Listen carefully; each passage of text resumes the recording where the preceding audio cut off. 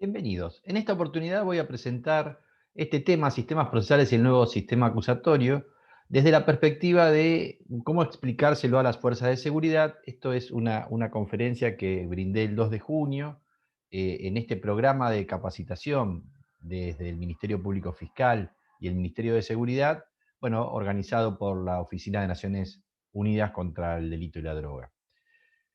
En este caso, la idea es explicarles a las fuerzas de seguridad ¿qué significa este cambio de modelo hacia el cual vamos en el sistema federal argentino? Obviamente habrán escuchado hablar de este sistema inquisitivo y de un nuevo modelo, un sistema acusatorio. Y la idea es explicarles de qué trata ese cambio. Y ese cambio lo que implica básicamente es modernizar nuestro sistema de justicia penal federal, traerlo hacia el siglo XXI. Esto se logra a partir del Código Procesal y toda la implementación que de ese código se haga. En 2014 sancionó la República Argentina este código, que en 2018 lo modifica y pasa a llamarse Código Procesal Penal Federal, implementado ya en Salta y Jujuy a partir del 10 de junio del 2019. Y en este proceso que ya fue lanzado y que ya demuestra resultados mucho más positivos que el anterior modelo, indudablemente las fuerzas de seguridad son un factor muy importante para asegurar el éxito del sistema. Explicando básicamente estos modelos, vamos a escuchar hablar de modelos inquisitivos, modelos acusatorios e incluso sistemas mixtos. Si uno quisiera explicar rápidamente cuáles son las características, bueno, el inquisitivo parte como protagonista central de la figura del juez de instrucción, trabaja ese juez investigando por su cuenta dentro de un expediente que es escrito y que es secreto para el resto de la comunidad e incluso a veces para las propias partes.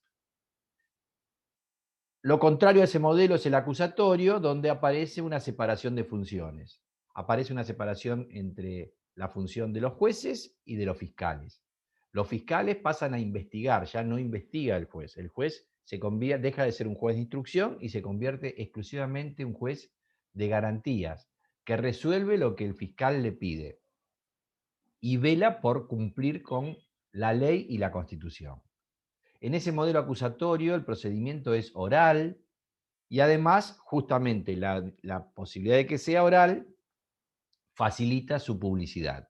Y además, en estos modelos hay una decisión política de que esas audiencias que se realizan en salas de audiencias sean audiencias públicas, con la posibilidad de que acceda el público en general. ¿Y qué es el mixto? Bueno, el mixto es un proceso que ha combinado las características de estos dos. Para la instrucción adoptó las características del sistema, del sistema inquisitivo con el juez de instrucción. Y para la etapa del juicio, del debate, las características del modelo acusatorio. Esto es el código que tenemos vigente en la República Argentina desde 1992 y que todavía sigue vigente en algunas provincias, muy pocas ya, porque lo fueron abandonando. Es el código Levene, que, como les dije, arrancó en 1992 y todavía sigue vigente, que es un código que en rigor se inspira en un código de 1939 en Córdoba, que fue la primera vez que tuvimos este tipo de modelo en la República Argentina, y que reemplazó al modelo inquisitivo puro. El tema es que este código mixto no es otra cosa que el Código de Napoleón de 1808, con lo cual, en la justicia nacional y federal, excepto en Salta y Jujuy, hoy seguimos con un código de principios del siglo XIX.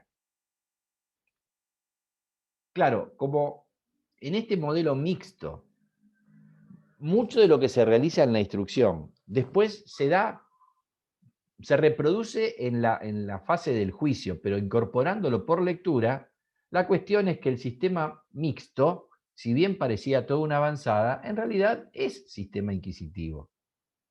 Atenuado, morigerado, como dice un profesor muy prestigioso de Córdoba, Cafera Tanores, es inquisitivo perfumado. La historia es que podríamos hablar de cuáles son las características principales del inquisitivo y del acusatorio. Y ahí veremos que en el inquisitivo actúan los jueces y lo hacen de oficio. Son los que dirigen la investigación con la figura del juez de instrucción y son los que terminan decidiendo además, con lo cual concentran un gran poder. Investigan y deciden.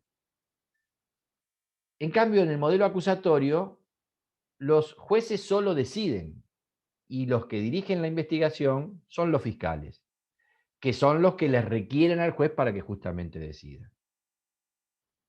Ustedes, como fuerza de seguridad, siempre en el sistema inquisitivo y aún en el mixto, hablaban al juzgado para pedir instrucciones. Bueno, hoy siguen hablando al juzgado con mecanismos más modernos y también hablan con la fiscalía. Bueno, una ventaja de este cambio de modelo es que para ustedes solo van a hablar con la fiscalía porque somos quienes vamos a dirigir la investigación.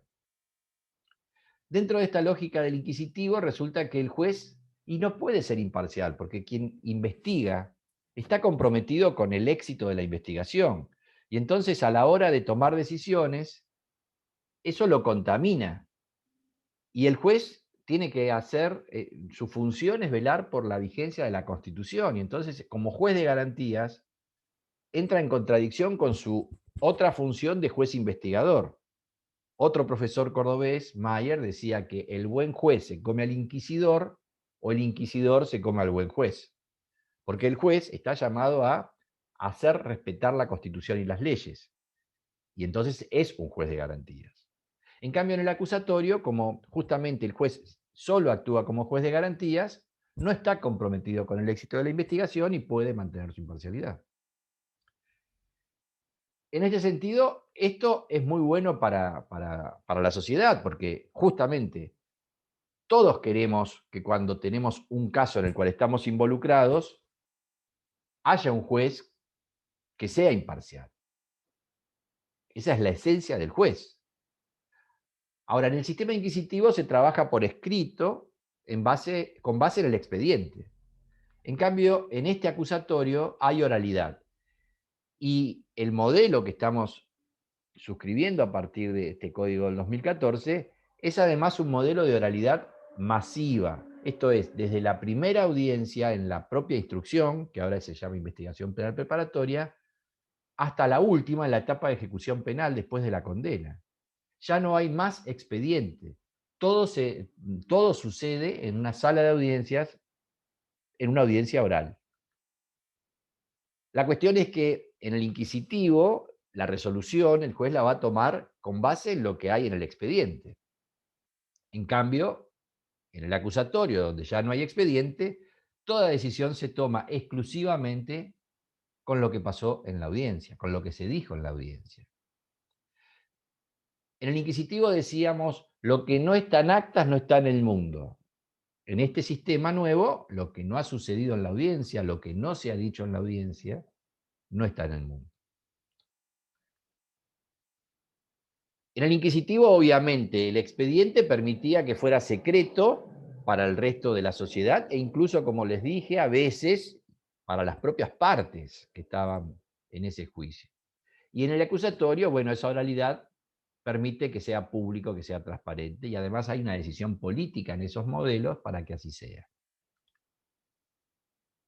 Si quien investiga es el juez y es el que decide, bueno, esa concentración de poder, además acompañado el juez por un fiscal que también acusa, bueno, genera una desigualdad enorme, una concentración de poder que genera desigualdad entre defensa y quien acusa, en definitiva.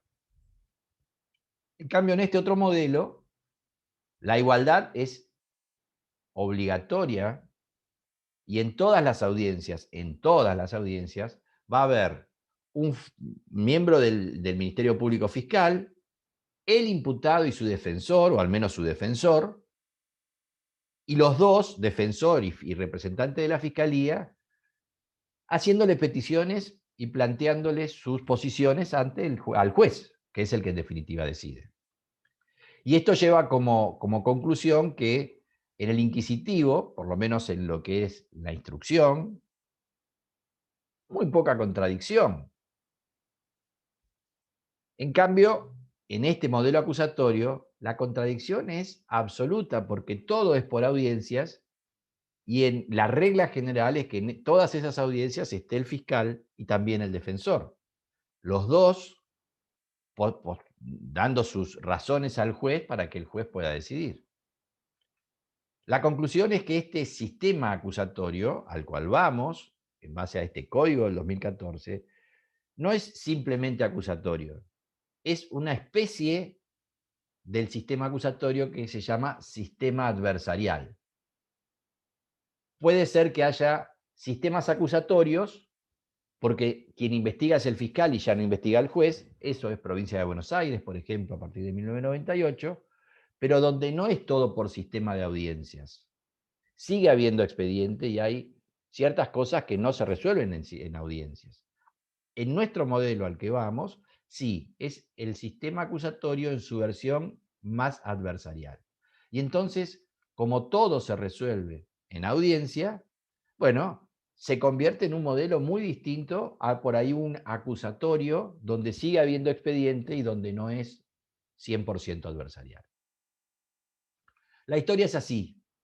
Con el inquisitivo que rigió antes del 92, o el mixto que nos rige a nivel federal y nacional a partir del 1992 con este código Levene, al inicio del proceso juegan estas partes. Ustedes como fuerza de seguridad, que muchísimas veces son los que nos traen los casos a partir de su actuación como fuerza de prevención, y en términos futbolísticos manejan la pelota, y bueno, hablan con el juzgado, hablan, no hablaban con la fiscalía en el sistema inquisitivo puro, solamente con el juzgado. Ahora, a partir de este código mixto que nos fue dando visibilidad a los fiscales y ciertas causas empezamos a dirigirlas nosotros, los NNs, los secuestros extorsivos, ahora el procedimiento de flagrancia, que es una reforma al código Levene del 2016, bueno, aparecimos en escena los fiscales,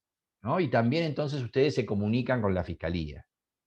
Y a veces, obvio, quedan como en el medio, porque la fiscalía le dice que hable con el juzgado, a veces por ahí el juzgado le dice que hable con la fiscalía, y ustedes los desorienta un poco incluso, y quedan como jamón del medio en el sándwich, y a veces paleta sanguchera. Así que es, en ese sentido, el modelo al cual vamos, desde esa perspectiva, también los va a favorecer.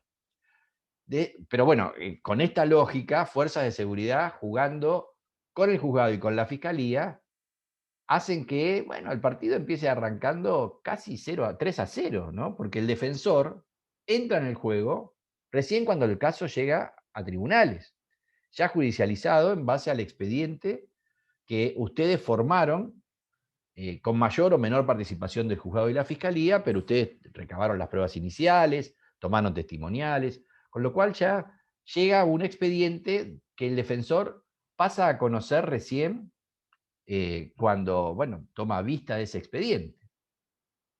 Ahora, en el nuevo modelo al que vamos, eso claramente ya no es así.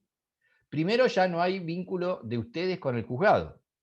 Con los únicos que van a hablar frente a los casos, que ustedes, con los que se topen en su actividad de fuerza de seguridad, van a hablar con la fiscalía.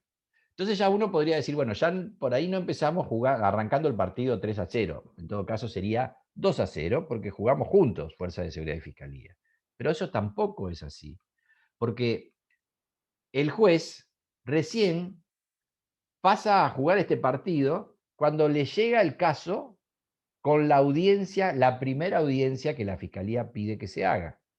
Y ahí va a estar también el defensor, que también conoce el caso en ese momento y no va a mantener silencio ese defensor, va a poner su posición frente al caso, eh, y nos va a reclamar a la fiscalía que probemos lo que estamos diciendo y nos va a contradecir. Y el juez solamente va a tomar la decisión en base a lo que pasa en esa audiencia. Así que uno podría decir aquí que el partido arranca como tiene que ser 0-0. Y eso genera, bueno, un reposicionamiento. Vamos a seguir un poco con estas características del inquisitivo y del acusatorio. Para el inquisitivo, la declaración del imputado, la confesión, era la prueba de las pruebas. El juez tenía que descubrir la verdad y quien tenía la verdad era el imputado. Así que la idea era, bueno, a ver si el imputado confesaba finalmente. Y de hecho, cuando se tomaban las indagatorias, bueno, si aceptaba declarar el imputado, se trataba de hacerle preguntas para que pisara el palito. Si vemos El secreto de sus ojos, cuando lo indagan a quien había violado y matado a la chica, bueno, el juego del bueno y el malo que hace Darín con bueno, la secretaria del juzgado, era que confiese. Sistema acusatorio, la declaración es un acto de defensa puramente. Y es más, en nuestro modelo al que vamos no hay declaración indagatoria. Sí hay una audiencia que se llama de formalización de la imputación, donde el fiscal, ante el juez, pero fundamentalmente ante el defensor, le hace saber al imputado cuál es el hecho que se le imputa, qué pruebas o evidencias tenemos en esa investigación penal preparatoria, y finalmente cómo califica el hecho. Pero no es que el imputado se le dice que va a declarar, se le pregunta si va a declarar y que tiene derecho a no hacerlo. Directamente eso no existe y en todo caso, si quiere declarar, el defensor va a decir que quiere declarar y declarará. Bueno, en este modelo inquisitivo, obviamente con la estructura histórica que han tenido los tribunales, con un juez, un secretario, a veces dos, prosecretarios, empleados, que forman una verdadera pirámide, bueno, el modelo es realmente muy permeable a delegar funciones. Cada uno de los empleados lleva casos, y hace esas investigaciones y el juez, bueno, dará directivas y firmará los proyectos que le hagan esos empleados con determinados filtros, digamos, que revisados por el secretario, esas resoluciones, esos proyectos de resolución, y finalmente firmados por el juez. En cambio, en el acusatorio, normativamente existe una prohibición para que los jueces no puedan delegar funciones. En el Código Nuevo, el artículo 9 expresamente lo prohíbe. Y acá sí puede ser que esto suceda, de que efectivamente no deleguen funciones, porque el juez tiene que estar en la audiencia. Y en la audiencia escucha y decide. Es más, los modelos más avanzados directamente no le otorgan a los jueces equipo de trabajo. Están solos los jueces. Solo trabajan de jueces, porque además toda la función administrativa, de citaciones, de oficios, todo eso lo hace un área que se llama oficina judicial, que se encarga de eso. Con lo cual el juez solo está sentado en la sala de audiencias, escuchando a las partes y tomando las decisiones de los planteos que les hagan las partes. Ahora, en el inquisitivo, con ese esquema del expediente, donde las pruebas la iban generando quienes llevaban la causa, el secretario, el prosecretario, el empleado, el juez no lleva causas tradicionalmente, salvo alguna causa especialmente relevante, pero la instrucción la llevan adelante los empleados. Entonces, ahí se va agregando, a medida que se van cumpliendo esos actos, declaraciones, pedidos de informe, bueno, se va agregando al expediente y no hay inmediación del juez con la prueba. Porque no está el juez recibiendo esas declaraciones. En cambio, en el modelo acusatorio sí. ¿Por qué? Porque todo tiene que producirse ante el juez en la sala de audiencias. Entonces y el juez no es el que dirige la investigación, el fiscal le trae a la sala de audiencias el resultado de su investigación y la defensa también. Y en ese trámite del expediente, bueno, las cosas no pasan todas al mismo día, sino que se van agregando. Hoy tomamos una testimonial, la semana que viene otra. En este modelo hay un principio de concentración. Yo fiscal ya, obvio que la fiscalía va a hacerlo como lo hacía el juez antes. No es que va a tomar todas las declaraciones el mismo día. Pero el día que pida la audiencia, va a ir y le va a contar al juez que no sabía nada de esto, que la fiscalía tomó 5 testimoniales y que esos testimonios dicen tal cosa, que vieron al imputado matar a la víctima, por ejemplo. Finalmente, en el inquisitivo, la centralidad estaba en la instrucción. Lo más importante era lo que pasaba en la instrucción. Y básicamente muchas veces era lo que había hecho ustedes como fuerza de seguridad en el sumario de prevención, que era el momento donde crecía en muy poco tiempo, con muchas pruebas, eh, la causa. Y después la realidad es que por ahí seguía más o menos tiempo el trámite de esa causa, pero la realidad indica que la experiencia indica que a medida que pasa el tiempo, el peso específico de las pruebas era menor. Por supuesto, podía aparecer una pericia muy relevante, podía aparecer un testigo también muy relevante, pero si uno mirara esos expedientes del viejo sistema, encuentra que en los primeros días se acumula la mayor cantidad de pruebas. Y después, bueno, va siendo menos la prueba que se incorpora, e incluso a veces se va incorporando prueba que no es muy decisiva, que ya con lo que había en el sumario de prevención que ustedes hicieron como fuerzas de seguridad, ya estaba cocinada la cuestión. En cambio, este otro modelo lo que atiende es a la idea de centralidad del juicio. Como no hay expediente, las pruebas se producen recién en el juicio. En lo que es la instrucción, que ahora se va a llamar investigación penal preparatoria, lo que se hace es recolectar evidencias, pero como pruebas se van a convertir recién en la etapa de juicio oral y público.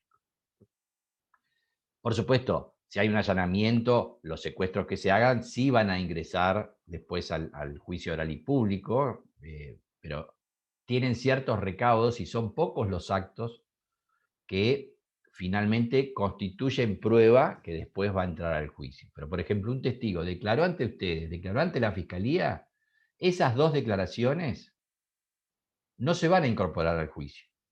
En el juicio ese testigo tiene que estar para declarar. La única excepción es que se haga un procedimiento que se llama anticipo de prueba, que es una declaración ante el juez, la defensa y la fiscalía. Con ese procedimiento especial, porque tiene no es que cualquier declaración puede tomarse bajo ese procedimiento, sino, por ejemplo, alguien que es muy anciano, que está enfermo, que va a vivir en el exterior. Claro que hoy podríamos cambiar reglas de juego en ese caso por esta virtualidad que la pandemia del COVID nos generó, digamos, como recurso de incentivar el uso de medios digitales y prueba digital. Pero la historia es que mientras el inquisitivo, lo que se hacía en la instrucción tenía mucho peso, en este modelo acusatorio y más en este adversarial, no tiene ningún peso o tiene muy poco peso. Y entonces la centralidad se pone en el juicio. Claro, lo cierto es que nosotros hoy tenemos, con el Código Levenes, desde el 92 hasta ahora, este sistema mixto. Pero la realidad es que eso también funciona así. ¿Por qué? Porque en el inquisitivo se hacía todo por escrito, tanto la etapa de instrucción como la de juicio. Era todo un expediente y el juez dictaba sentencia leyendo el expediente. En el mixto, como les dije, tenemos por un lado la idea de instrucción por escrito, pero juicio oral.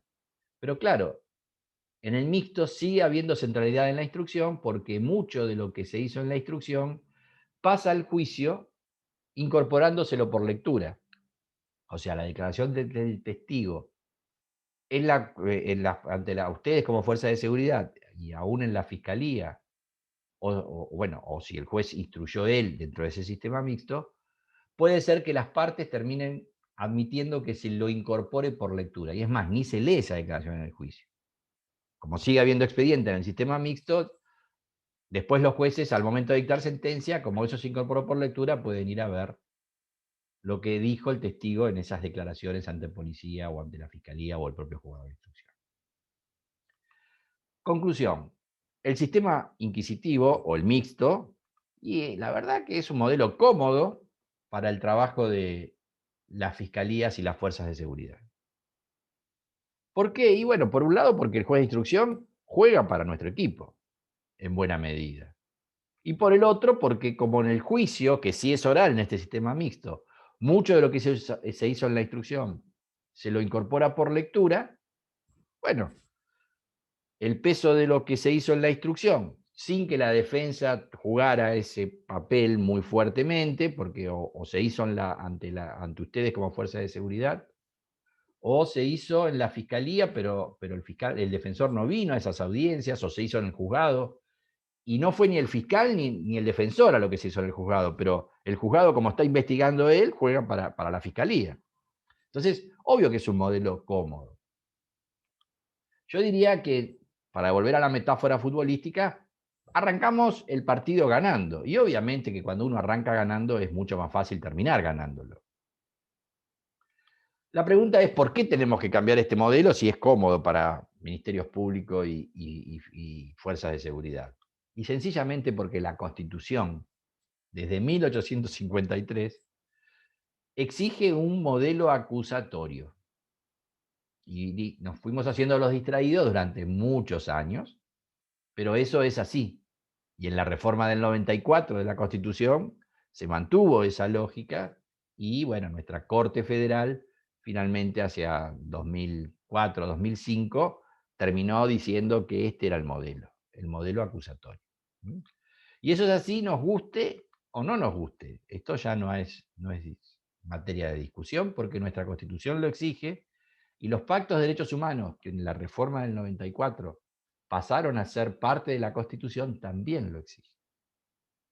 En definitiva, el sistema acusatorio es el modelo. Después podemos optar entre los distintos modelos acusatorios y hemos elegido este modelo adversarial, que es el modelo que en toda Latinoamérica hoy está con fuerza desde principios de los años 90 hasta hoy, en todos los países de Latinoamérica, en muchas de nuestras provincias, casi todas, y no hay modelo que cuando se modifica no vaya hacia este lugar. Con este modelo el partido arranca 0-0. Y eso es así y está bien que sea así. Y la realidad es que además la Constitución le otorga desde siempre una ventaja deportiva al imputado, a la persona imputada. ¿Por qué? Porque en la Constitución rige la presunción de inocencia.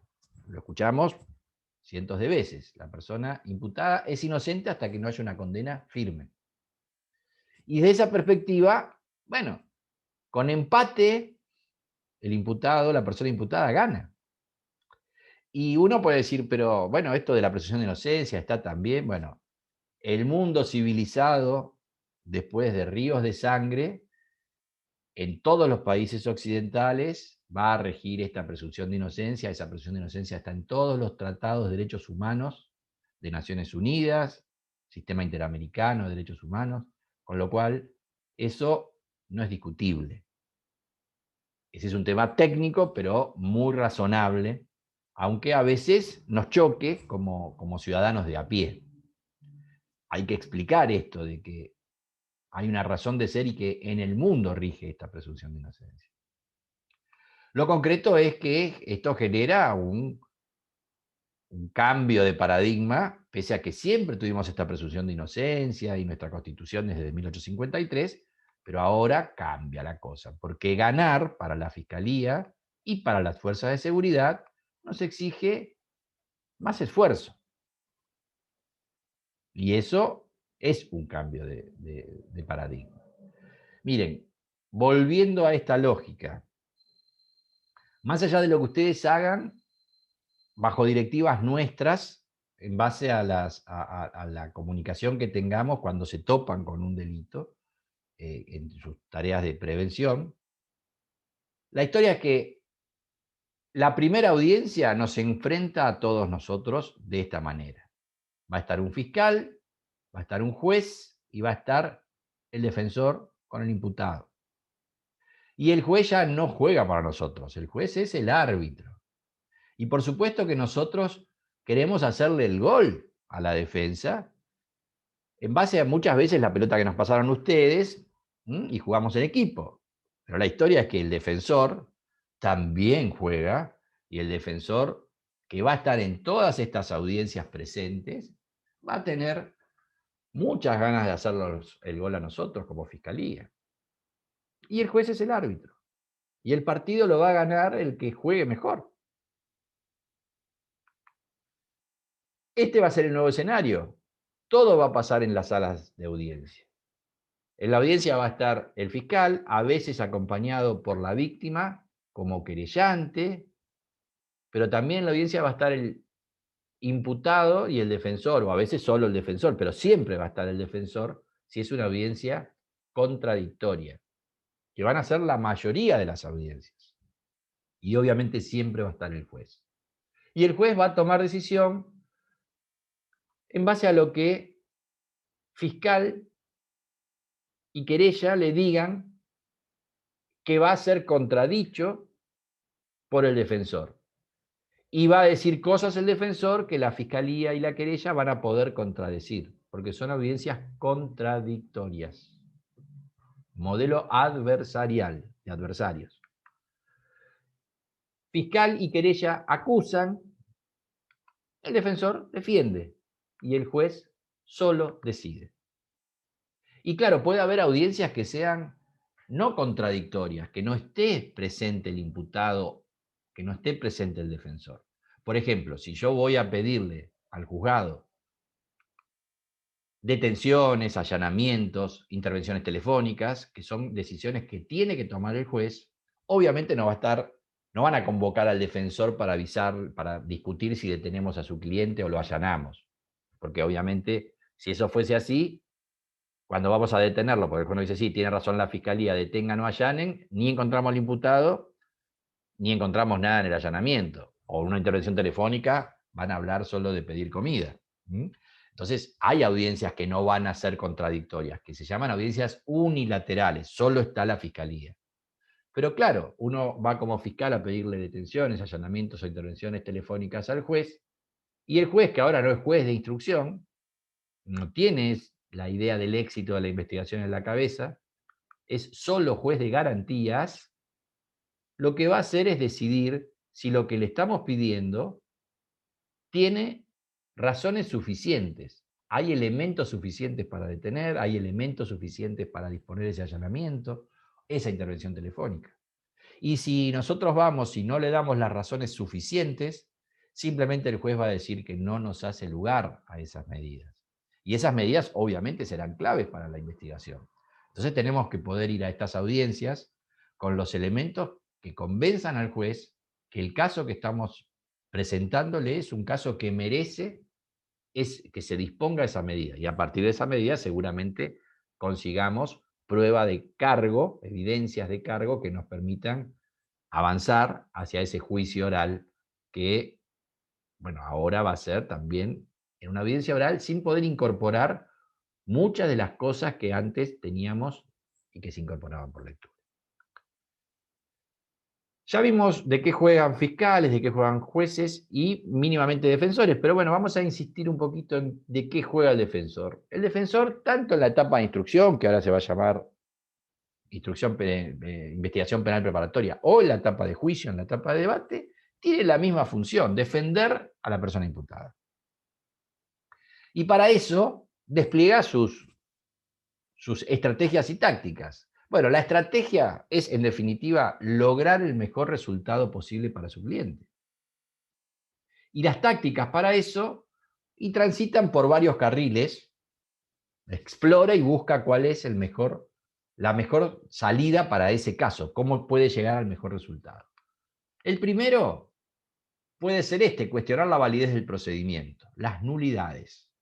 Y ese lo va a elegir en la medida que cuanto más comprometida está la situación de su cliente en cuanto a que no lo va a poder absolver, bueno, lo que va a tratar es de nulificar el procedimiento, porque con esa nulidad del procedimiento, aun cuando sea culpable su cliente y lo sepamos todos, resulta que si es nulo el procedimiento, se cae el caso y el caso no avanza. Otra táctica posible, obviamente, será cuestionar la prueba de cargo que la Fiscalía proponga y lleve. Vamos a decir, acá tenemos un testigo que vio, pero la defensa va a decir, bueno, pero el testigo vio desde qué distancia y usa lentes, el testigo los tenía puestos ese día los lentes, en fin, debilitar la credibilidad de la prueba que nosotros sostenemos como prueba de cargo. Por supuesto que también puede ofrecer prueba de descargo y producir esa prueba de descargo.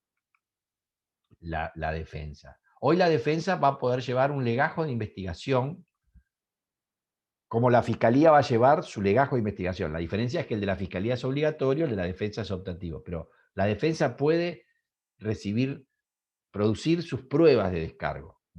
Puede pedir informes, en fin, algo que antes no podía hacer. Y finalmente, bueno, si el procedimiento no tiene problemas de nulidad, la prueba de cargo es contundente y no la puede voltear, no puede ofrecer prueba de descargo que neutralice la de cargo, y la defensa, como siempre tiene que defender, lo que va a tratar de lograr es que le vaya lo menos mal posible a su cliente. Y en todo caso, por ejemplo, pedirá el mínimo de la pena que el delito que cometió el imputado admite. Bueno, la fiscalía y ustedes como fuerza de seguridad tendrían que acompañar a la fiscalía en tratar de llevar a la defensa a ese lugar, que en definitiva, vencida la defensa, opte por pelear por lo menos grave para su cliente, por la pena menos grave. Y en este sentido, para que eso suceda, necesitamos que se den ciertas circunstancias. Primero, que no haya nulidades posibles. O sea, no hacer el procedimiento con mucho cuidado para que lo que hagamos, tanto ustedes como nosotros como fiscalía, no habilite a la defensa a plantear nulidades con alguna posibilidad de éxito. Y por el otro lado, lo que necesitamos es tener prueba de cargo contundente, fuerte, tanto para acreditar la materialidad del delito como la responsabilidad del imputado en ese delito. A veces, bueno, en la actuación que ustedes llevan adelante es muy fácil que el delito, bueno, se pueda acreditar, pero a veces la discusión se da en, sí, el robo sucedió, el homicidio sucedió, pero mi cliente no fue el autor. Y entonces son dos niveles de análisis y la prueba tiene que acreditar las dos cuestiones.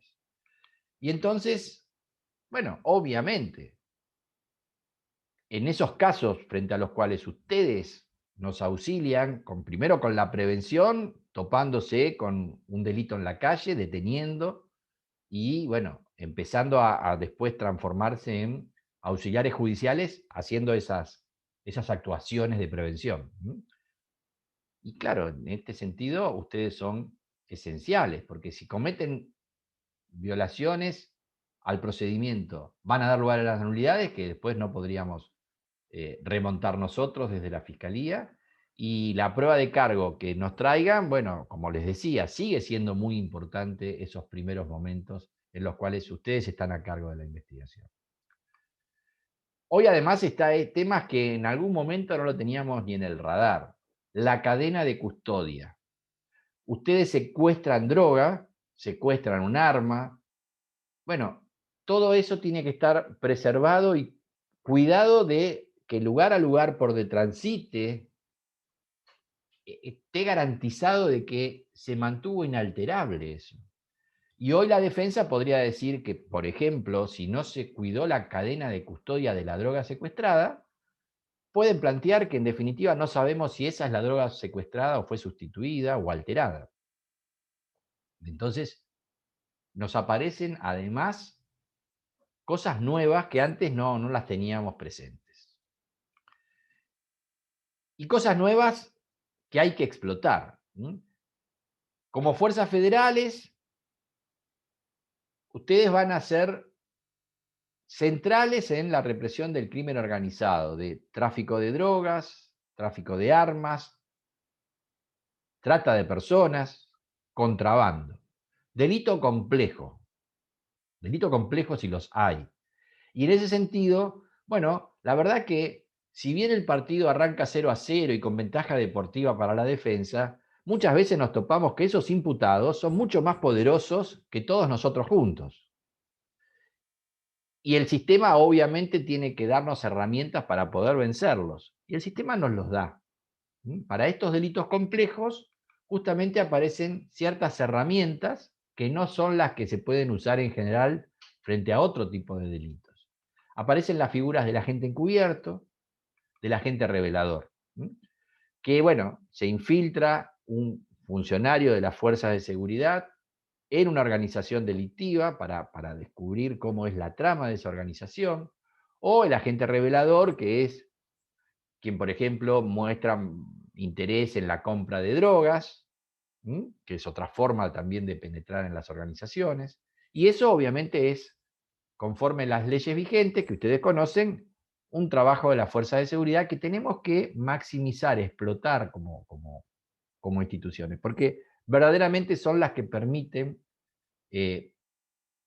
reprimir con éxito esas estructuras criminales. Por supuesto que después nosotros a las fiscales nos toca también nuestra parte, ir por las estructuras económicas, por los productos del producido económico, que es como, en definitiva, el crimen organizado tiene que ser atacado también, ¿no?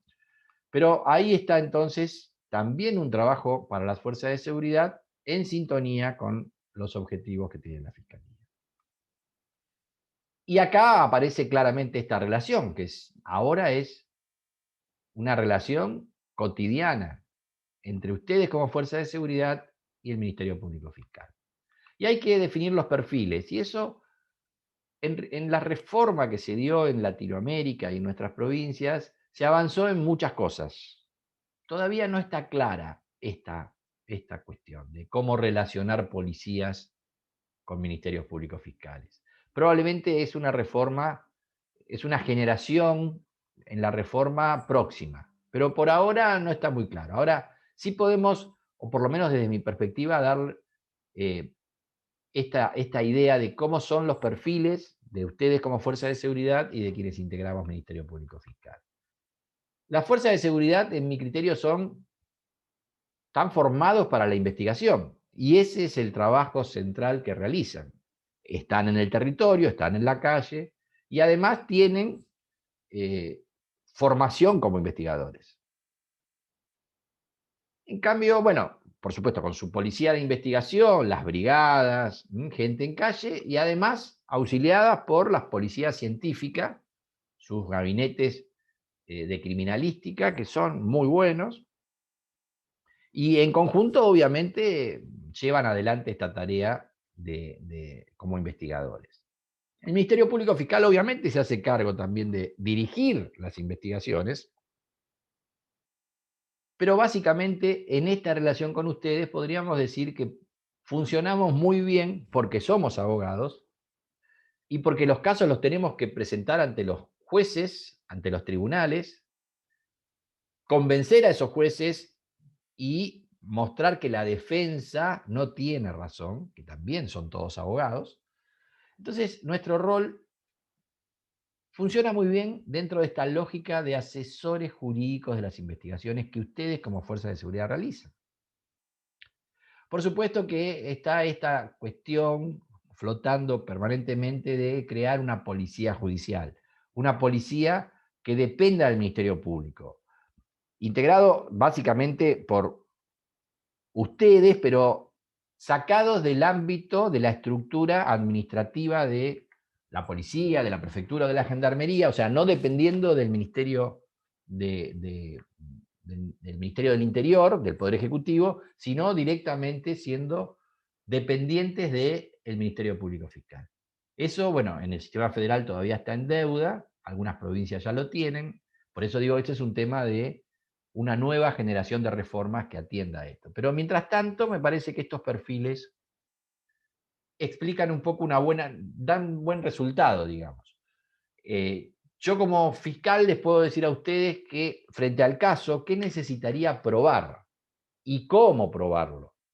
Válidamente, o sea, si ustedes quieren hacer algo que sí es una muy buena prueba, o a veces nos vienen con información de inteligencia, y uno dice, bueno, sí, y la fuente es muy confiable, pero la información de inteligencia criminal no es prueba que pueda presentar yo en el juicio.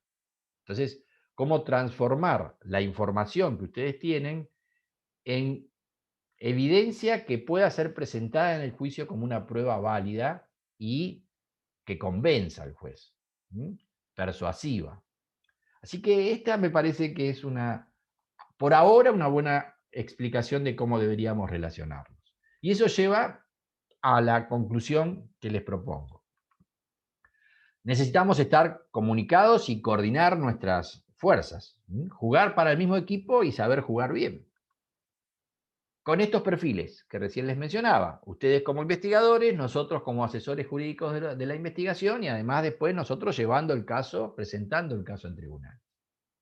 Dentro de esta lógica, ustedes van a cumplir esta función, investigar como investigadores esos delitos y hay que hacerlo con éxito. Ese compromiso con que descubramos que realmente el hecho fue un delito y a los autores y partícipes en ese delito. Y esto también es muy importante, ustedes van a ser, en muchos casos, testigos, testigos de del procedimiento frente al cual, a la situación frente a la cual se toparon y que determinó que actuaran como fuerza de seguridad en tarea de prevención, o sea, testigos de la detención. Y entonces, esos testigos que antes declaraban en la comisaría, que eso a veces declaraban en la instrucción, muchas veces no, y después en el juicio, que era oral, ya con el sistema mixto del Código Levene, bueno, muchas veces se incorporaba por lectura esa declaración. O sencillamente si declaraban, ustedes decían, bueno, no me acuerdo mucho de esto porque pasó hace mucho y bueno, yo hago muchos procedimientos similares. Y entonces le refrescaban la memoria dándole la declaración que habían prestado en comisaría. Y ustedes se limitaban a decir, sí, es esto lo que pasó. Y a veces esas declaraciones eran copiadas unas de las otras. Bueno, y el defensor decía, pero los jueces siguen siendo, en el sistema mixto, jueces que juegan para la fiscalía. No se pudieron sacar, muchos de ellos, el chip de jueces de instrucción. Entonces, esa testimonial, aun cuando se tomara, bueno, a veces, aunque no recordaran mucho y no fueran muy convincentes, bueno, ya estaba ganado ese juicio porque arrancó ganado. Bueno, ahora no. Ahora esa declaración que hayan prestado dentro del sumario de prevención, incluso la que le tomó la fiscalía en el legajo de investigación de la fiscalía, no puede incorporarse al juicio. En el juicio lo van a interrogar como si fuese la primera vez. Y no solo lo va a interrogar la fiscalía, que es quien lo va a proponer, sino lo va a contrainterrogar la defensa. Y eso sí es un cambio muy profundo, porque además vamos a ese modelo que, confieso, a mí no me seduce enormemente, pero bueno, es el modelo adversarial, con lo que llaman técnicas de litigación, de lo que vemos en los juicios norteamericanos, en las películas y en las series, donde los defensores preguntan y, bueno, y ponen en aprietos al testigo, con lo cual el testigo tiene que estar muy bien preparado. No para mentir, obviamente, sino que tiene que ser convincente en su declaración. Con lo cual, como miembros de Fuerza de Seguridad, tienen que ser profesionales y si participaron de un procedimiento con detenidos y que saben que es un caso que va a ir a juicio posiblemente, tomar nota para tener claro esto, y eso es ser un testigo profesional. Entonces, perfectamente ustedes pueden tomar nota de un montón de detalles eh, que probablemente si van a prestar declaración con el sistema tradicional que teníamos, bueno, cada uno escribía su declaración cortita porque para no perder tiempo y eso no tenía detalles, o si lo hacía la gente de judiciales, la misma declaración, copy-paste a todas las declaraciones. Y eso obviamente no puede ya ser así. Entonces, ahora lo importante es que ustedes tomen nota y hagan sus anotaciones privadas y mantengan un archivo de los casos. Y entonces el día que van a juicio, releen todo eso y probablemente el defensor les diga, ¿cómo puede saber la hora? ¿Cómo puede recordar con tanto detalle? A lo cual ustedes podrán explicar que ustedes están formados y lo que hacen es llevar sus propias anotaciones de los procedimientos porque saben que en algún momento pueden ser testigos de esto y para tener presente toman sus propias notas, sus archivos, incluso hasta pueden llevar esa carpeta con las anotaciones del caso y decir, acá está esta anotación. Por eso todo lo que le digo sale de acá, no es que me lo acuerdo. Lo anoté en su momento, como soy prolijo, lo tengo archivado y lo repasé antes de venir porque sabía que era este caso. Y entonces eso lo que da es credibilidad en el testigo. Ahora, si uno empieza a dudar, ¿no? Y no sé, no recuerdo, dice una cosa y cuando lo retrucan, bueno, ya no sé si fue así, bueno, lo que genera no es muy creíble. Y si no es muy creíble, como el partido con empate lo gana el imputado, el juez obligatoriamente, ante cualquier caso de duda, tiene que absolver. Entonces, esto de ser prueba como testigos en el juicio, bueno, es central y tienen que ser testigos creíbles. Y para ser creíbles, tienen que ser sólidos en esa declaración. Ahí hay un tema que también se modifica radicalmente en este nuevo modelo. Finalmente, nosotros como miembros del Ministerio Público ahora dirigimos la investigación, nos vamos a apoyar en ustedes como investigadores. Tenemos esta otra función de gestionar conflictos, que será tema seguramente de alguna otra capacitación, porque ahora el fin del proceso, que antes era descubrir la verdad, ahora es lograr la armonía entre las partes y la paz social, con lo cual gestionamos conflictos y hechos delictivos que no son muy graves, tenemos que, por ejemplo, lograr que las partes se concilien, que el imputado repare y no llevar el caso a juicio. Suspensión de juicio a prueba, una serie de institutos que hacen que el caso termine rápido con una solución que la víctima también la considere una buena solución, una solución de calidad.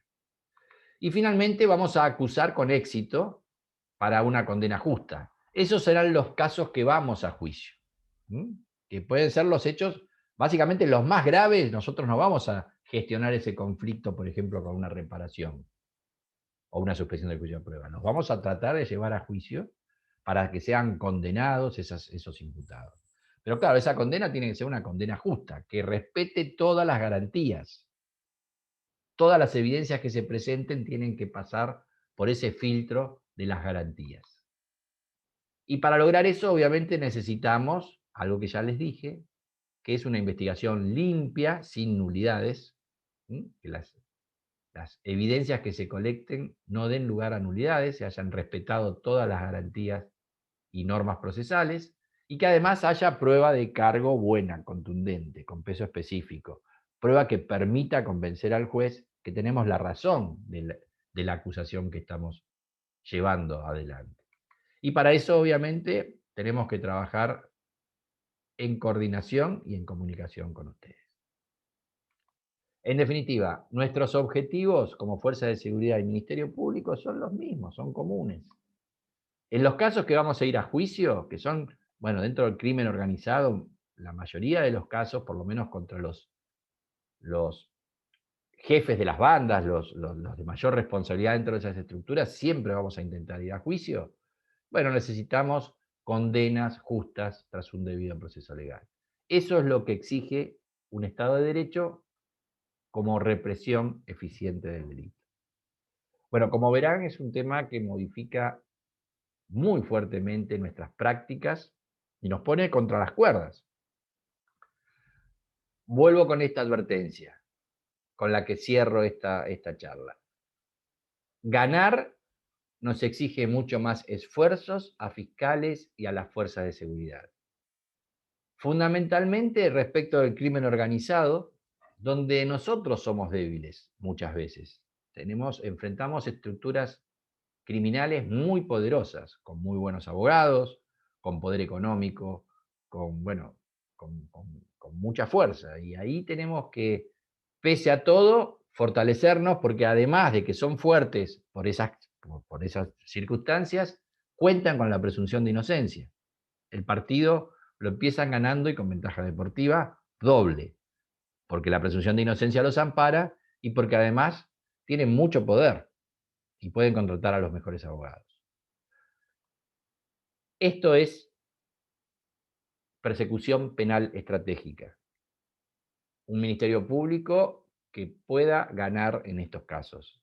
Y para eso necesitamos contar con la complicidad y el profesionalismo de las fuerzas de seguridad. Bueno, hasta aquí hemos llegado con esta capacitación. Muchas gracias.